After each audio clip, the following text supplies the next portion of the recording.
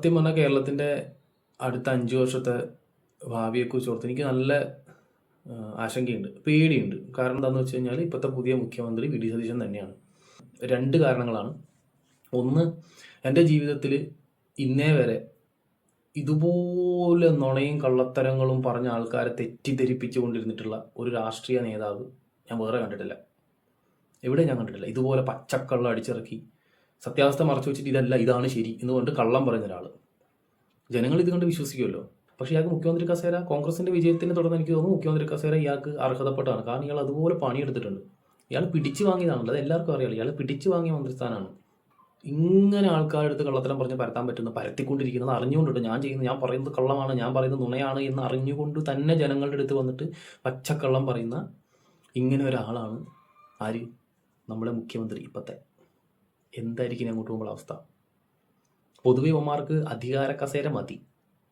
ആ കസേര കഴിഞ്ഞിട്ടാണ് ജനങ്ങളുടെ ക്ഷേമം എന്നുള്ളതാണ് ഞാൻ മനസ്സിലാക്കിയിട്ടിരിക്കുന്നത്. എല്ലാവരും അടച്ചു പറയുന്നില്ല, എങ്കിലും ബഹുഭൂരിപക്ഷം അങ്ങനെ തന്നെയാണ്. അധികാരം പിടിക്കുക. അതിന് എന്ത് വാഗ്ദാനം കൊടുക്കുക എന്നുള്ളതാണ്. എന്ത് വാഗ്ദാനം അധികാരത്തിന് വേണ്ടിയിട്ട്. അതാണ് ഇപ്പോൾ നടന്നുകൊണ്ടിരിക്കുന്നത്. രണ്ടാമത്തെ കാര്യം, എന്നെ ഏറെ വിഷമിപ്പിച്ച കാര്യം, ഞാൻ ഒരുപാട് ഡിസപ്പോയിൻറ്റഡ് ആയിട്ടുള്ളൊരു കാര്യമുണ്ട് ഈ ഇലക്ഷൻ റിസൾട്ട് വന്ന സമയത്ത്. അത് മറ്റൊന്നല്ല, വയനാട് മണ്ണിടിച്ചിൽ ദുരന്തം നമ്മുടെ രാജ്യത്തെ തന്നെ പിടിച്ചു കുലുക്കിയിട്ടുള്ള വലിയൊരു ദുരന്തമായിരുന്നു കേരളത്തിൽ വയനാട്ടിൽ നടന്നത്. ചുഴലിമലയുണ്ടായ മണ്ണിടിച്ചിൽ ദുരന്തം.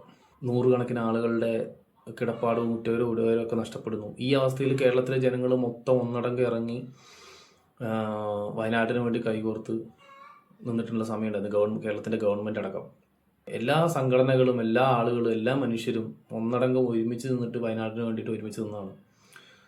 അതുപോലെ DYFI എന്ന് പറയുന്ന യുവജന സംഘടന ആക്രി വിറ്റിട്ടും ബിരിയാണി വിറ്റിട്ടൊക്കെ 10-20 കോടിയോളം രൂപ മുഖ്യമന്ത്രിയുടെ ദുരിതാശ്വാസ നിധിയിലേക്ക് വയനാടിന് വേണ്ടി കൊടുക്കുകയൊക്കെ ചെയ്തു. ഇപ്പോൾ അധികാരത്തിലിരിക്കുന്ന കോൺഗ്രസ് അവർ ചെയ്തത് എന്താ? അവർ ചെയ്തത് വയനാട്ടിൽ മരിച്ചു കിടന്ന ആളുകളുടെ ശവം ചൂണ്ടിക്കാട്ടിക്കൊണ്ട് പിരിച്ചിട്ടുള്ള പണം, അവർ എത്ര കോടികളാണെന്ന് നമുക്കിപ്പോഴും അറിയില്ല. ആ കോടികൾ അവരെന്ത് ചെയ്തു? മുക്കി. എത്ര പൈസ പിരിച്ചു എന്ന് അവർക്കറിയില്ല, ഇതെങ്ങോട്ടാണ് പോയതെന്ന് അവർക്കറിയില്ല. കാലങ്ങളോളം മാധ്യമങ്ങളും ജനങ്ങളും ചോദിച്ചു, നിങ്ങൾ വയനാട്ടിന് വേണ്ടി പിരിച്ച ഫണ്ട് എവിടെ? ഇവർക്ക് ഉത്തരവില്ല. അപ്പോൾ വയനാടിന് വേണ്ടിയിട്ട് കോടിക്കണക്കിന് രൂപ കോൺഗ്രസ് പിരിച്ചു എന്ന് അവർ തന്നെ അവകാശപ്പെടുന്നുണ്ടായിരുന്നു ആദ്യമൊക്കെ. പിന്നീട് ആപ്പ് മുക്കി, പണപ്പിരിവിന് വേണ്ടിയുള്ള ആപ്പ് മുക്കി. പിന്നെ ഇവരോട് മാധ്യമങ്ങളും ജനങ്ങളും ചോദിക്കുന്ന ചോദ്യങ്ങൾക്ക് ഇവർക്ക് മറുപടിയില്ല. എത്ര പിരിച്ചു എന്ന് പറയും, ഇവർക്ക് മറുപടിയില്ല. ഒരു വി ഡി സതീശനൊക്കെ ഉളുപ്പില്ലാണ്ട് വന്നിരുന്നിട്ട് ന്യായീകരിക്കുകയാണ്. കട്ടെങ്കിൽ കട്ടു എന്ന് പറയുന്നത്. ഞങ്ങൾ ആപ്പ് വഴി ഞങ്ങൾ ആപ്പ് ഉണ്ടാക്കി, ഞങ്ങൾ ജനങ്ങളിൽ നിന്ന് പിരിവെടുത്തു, ഇത്ര കോടി രൂപ ഞങ്ങൾക്ക് കിട്ടി, ആ പൈസ ഞങ്ങൾ ഇലക്ഷന് വേണ്ടി മറിച്ചു, ഇല്ല ഞങ്ങൾ മുക്കി എന്ന് പറയാം, അന്തസ്സുണ്ട്. ഇല്ലെങ്കിൽ ഇത്ര പൈസ ഞങ്ങൾ ഉണ്ടാക്കി എന്ന് പറയാം, അന്തസ്സുണ്ട്. അത് പറയുന്നില്ല. യുവമാരത് മുക്കി. അതിനെ അടക്കം ന്യായീകരിച്ച് ഇരുന്ന ഒരാളാണ് വി ഡി സതീശൻ. അതൊക്കെ പോട്ടെ, അവസാനം ഒരാൾ വന്നിട്ട് പറഞ്ഞെന്താണ്? ഒരുത്തൻ വന്ന് പറഞ്ഞ്, എൻ്റെ പേരേ മറന്നുപോയി, 1.5 ലക്ഷം രൂപ ഞങ്ങൾ പിരിച്ചു എന്നാണ് പറഞ്ഞത്. 1.5 ലക്ഷം രൂപ എന്നാണോ? ഉളുപ്പുണ്ടോ ചോദിക്കാൻ, പറയാൻ? 1.5 ലക്ഷം രൂപ ദേശീയ പാർട്ടിയുടെ ഒരാൾ വന്നിട്ട് പറയാൻ 1.5 ലക്ഷം രൂപ പിരിച്ചുള്ളൂ. ഇവിടെ ആക്രി വിറ്റ് മനുഷ്യൻ കൊടുത്ത് 20 കോടി രൂപ. അത് കഴിഞ്ഞ് ചങ്ങായി ഉളുപ്പൂലുണ്ട് വേറൊരുത്തം വന്ന മാധ്യമങ്ങൾക്ക് മുന്നിൽ ആ പരിപാടി അങ്ങ് അവസാനിപ്പിച്ചു. എന്ത് പറഞ്ഞു?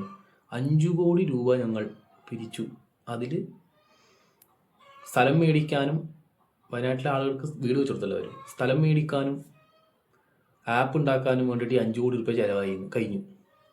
മറ്റേ സാധനം ഉണ്ടല്ലോ, മുള വാങ്ങാൻ പോയി മുള കിട്ടിയില്ല, വക 5000. അങ്ങനെ ജനങ്ങളെ പറ്റിച്ച ഈ വയനാട്ടിലെ ജനങ്ങളെയൊക്കെ മനുഷ്യന്മാരുടെ, മരിച്ചു കിടക്കുന്ന മനുഷ്യന്മാരുടെ നെഞ്ചത്തെ വിട്ടിട്ട് ഉണ്ടാക്കിയ കാശ് മുക്കിയ അവന്മാർ, അതിനെ ന്യായീകരിച്ച വി ഡി സതീശൻ ആണ് ഇപ്പോഴത്തെ മുഖ്യമന്ത്രി. എങ്ങനെയാണ് ആശങ്കപ്പെടാണ്ടിരിക്കും? നമുക്ക് കാണാം. ഇനിയിപ്പോൾ ഇതാ മറ്റേ സാധനം വന്നിട്ടുണ്ട്. എന്ത് AK ആന്റണി പറഞ്ഞു കേട്ടില്ലേ? AK ആന്റണി എന്താ പറഞ്ഞത്? നമ്മൾ പാപ്പരായിട്ടിരിക്കുന്ന ഒരു സംസ്ഥാനമാണ്, അതുകൊണ്ട് തന്നെ ഭയങ്കര പ്രതീക്ഷയുള്ള തീരുമാനങ്ങളൊന്നും ആരും നമ്മൾ പെട്ടെന്ന് എടുക്കുന്ന ആരും വിചാരിക്കരുത്, അതിനൊക്കെ സാവകാശം വേണം അത്രയും. അതിൻ്റെ അർത്ഥം എന്താ? ഒന്നും നോക്കണ്ടെന്ന്. പിന്നെ ഒരു കുത്തിത്തിരിപ്പ് പണി ഇടയ്ക്ക്, എന്ത് നമ്മൾ പാപ്പരായിരിക്കുന്ന സംസ്ഥാനം. 4000 കോടി രൂപയുടെ ആസ്തി നമുക്കിപ്പോൾ നിലവിൽ കേരളത്തിലുണ്ട്. അത്ര ആസ്തി വെച്ചിട്ടാണ് ഈ കഴിഞ്ഞ സർക്കാർ ഇറങ്ങിപ്പോകുന്നത്. അതിന് മുന്നേ 10 വർഷം മുന്നേ ഇത് പൂച്ച വെട്ടി കിടക്കുമായിരുന്നു, സത്യം അത്. എന്നിട്ട് ഇപ്പോൾ ഇത്രയും ആസ്തിയുള്ള ഖജനാവാണ് നമ്മുടെ കേരളത്തിൻ്റെ. അവിടത്തേക്ക് അധികാരത്തിൽ വരുമ്പം തന്നെ, കയറുമ്പോൾ തന്നെ ഇവർ പറയുന്നത് എന്താണെന്നറിയോ? അതിനകത്ത് ഒന്നുമില്ല എന്ന്. ഇത് സാധാരണ ജനങ്ങൾ ഇത് വിശ്വസിക്കും. പച്ചവെള്ളം കുടിക്കുന്ന എല്ലാ മനുഷ്യന്മാർക്കും മനസ്സിലാവും ഈ മാധ്യമങ്ങളുടെ മുന്നിൽ വന്നിരുന്നിട്ട് പറയുന്ന പച്ചക്കള്ളവും നുണയും ജനങ്ങൾക്കിടയിൽ കുത്തിത്തിരിപ്പ് ഉണ്ടാക്കുന്ന ഒരു ഒരു ഒരു ഒരു ഒരു സാമൂഹിക പ്രവർത്തകൻ, ഒരു രാഷ്ട്രീയ പ്രവർത്തകൻ, ഒരു പൊതുപ്രവർത്തകൻ എങ്ങനെയാണ്